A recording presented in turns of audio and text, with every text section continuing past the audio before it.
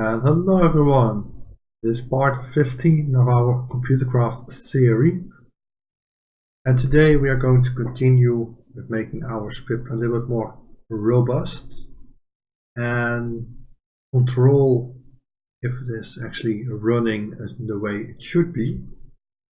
As you can see, or actually can't see at the moment, oops. As you can see right now, I have sent our turtle on its journey once again, just to see if it will break or if it won't. So far it has been running quite good, if you ask me. Not really dropping that many items or dropping items at all actually. And yeah, it seems to hold for now. And 2 episodes ago we did a bit of progress on sending stuff. Let's hide this for a moment. On sending stuff, so let's send something in the network. Send a table, and we receive that nicely. The channel opened, we got a message in, and all the way down we get that that was sent from an advanced computer, which is absolutely correct. So I can at least assume that is all working now. So today we are going to check if stuff is correct, if stuff is working, and control how the script is behaving. Like, it's nice that everything works, but if something changes that it should not work any longer, then that should also be the case. At least that's my opinion. And we did start on that earlier, in an earlier episode. I believe it's 2 episodes ago, but we kind of ran out of time, and I wanted to check if stuff was working at the time.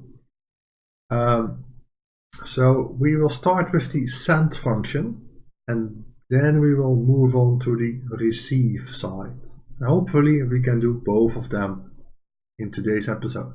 So we get some kind of a table. First of all, it will be information, and we are going to assume that that's in a table form. In the past, like I've explained in the earlier episode, I always sent the stuff in a string format, and I encountered that that will give some complications along the way, and that it is just a bit more handy to send stuff in a table.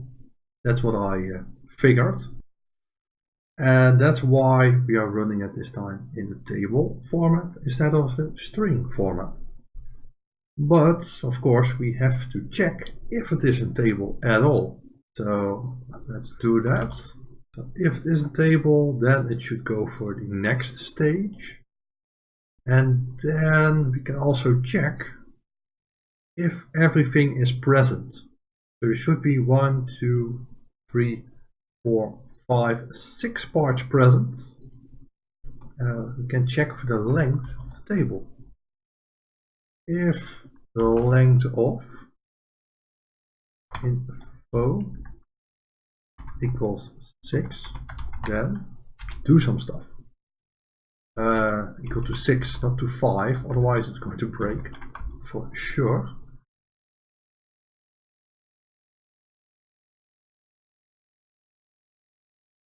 Yes. And we can, at the end, of course, check if it is a string after all. If, and all of a sudden it's to send, if type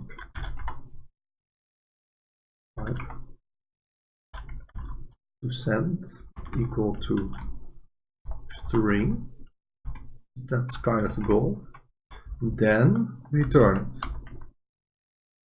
And obviously if that isn't the case, it should do absolutely nothing. It will generate all of this, but it will never send it into the network, since somewhere something went wrong. And now the question is, do I want to terminate the program if something goes wrong here? To be honest, I don't really think that is necessary. I'm quite sure we can do that without it. This should be alright. Save. So if we are sending in protocol version 1, this can be anything, of course. I think you can even get it to work with a string. Okay. So that's one side. Now the other side, which is far, far more interesting. So we get some stuff. Let's first of all assume that it is a string. If input equals string, that's kind of important.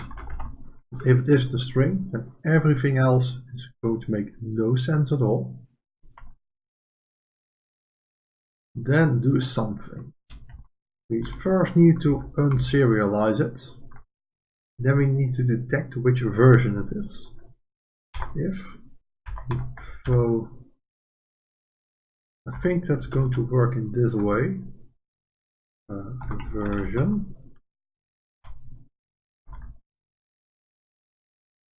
equals 1, then I think it's technically a string.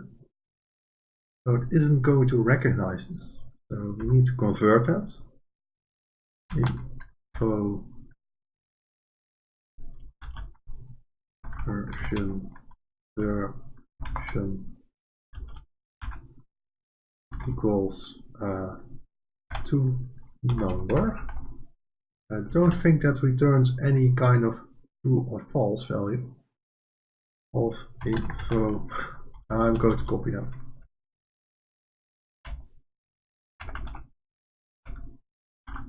So let's go to number that. Now it is for sure a number. We don't have to think about that anymore. Then the length of info should be 6. If the length info equals 6, then we are kind of doing the same checks as we did on the sending part. So it's one too much. Except for that we need to convert this value, able to check if it is correct.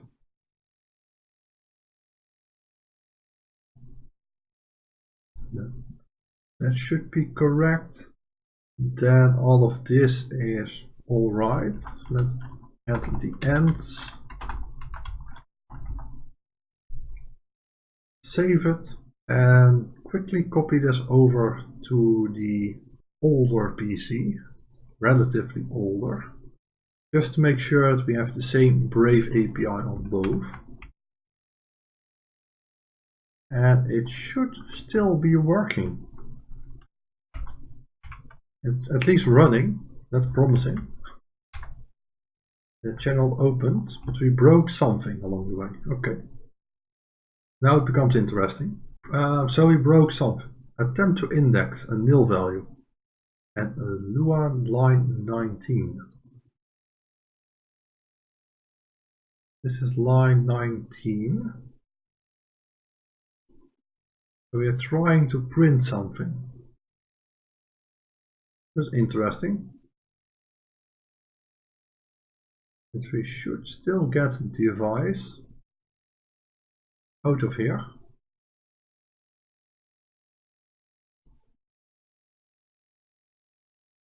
See, input is this. Then we need to specify it a bit further. Show what's going on here. Let's pick an easier one.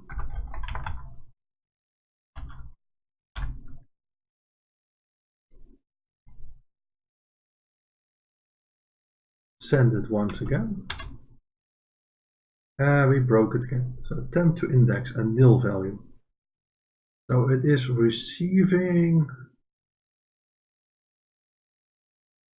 I'm not sure what is receiving.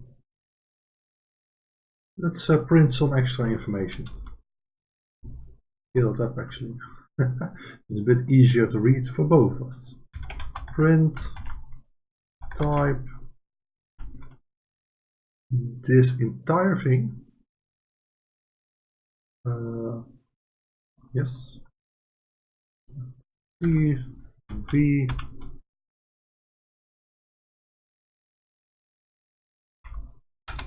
This cell is still sending stuff, so that's something. But we got a nil value. We made a mistake somewhere in the conversion back.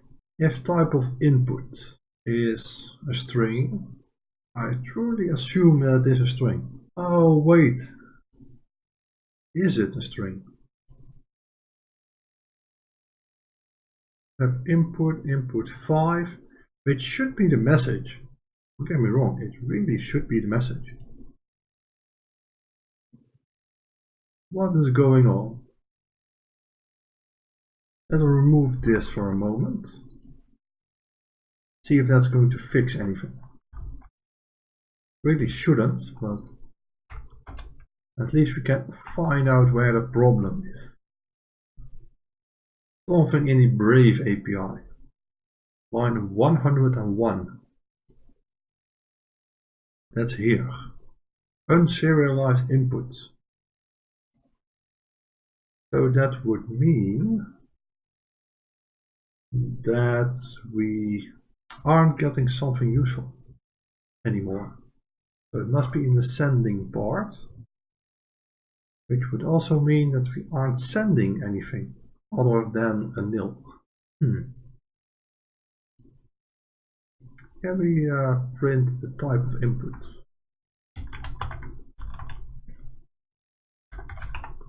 Type of input number 5.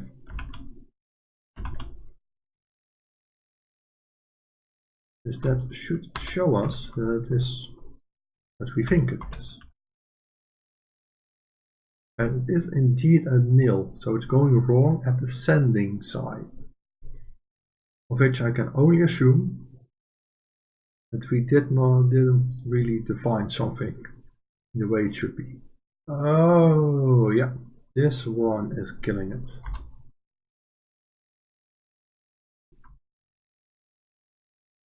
Our info at that point is not 6 numbers long. Okay, let's update the Brave API. Do that real quick. Let us saw. That's at least printing the stuff. Let's see if this receiving stuff.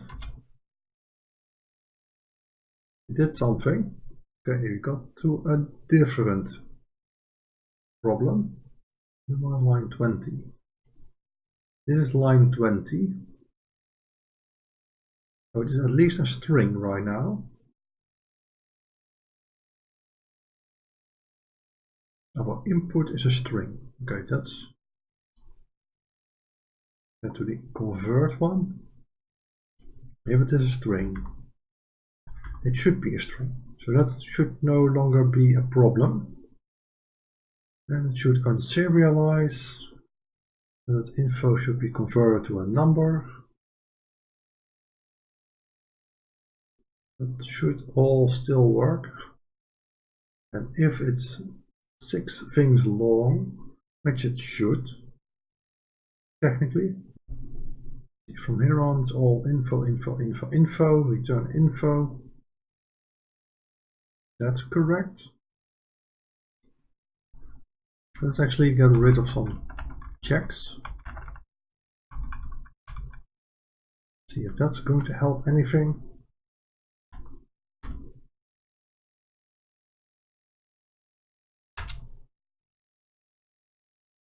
Ooh, that did something. Did we ask for the version, or did we ask for something else?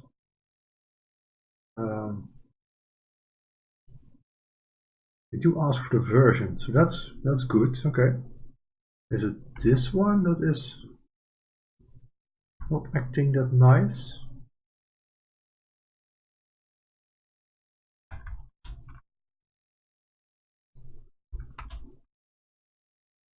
there is our problem.